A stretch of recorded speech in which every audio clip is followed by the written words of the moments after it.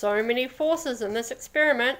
Here we have potential energy, and now we can see kinetic energy in motion. Something will not start moving until a force makes it. The beads outside of the jar do not move until the force gravity pulls them down to the ground. That energy of them moving down gets transferred along the chain of the beads, so the beads in the jar get pulled along as well. Don't forget, they're being pulled by gravity at the same time.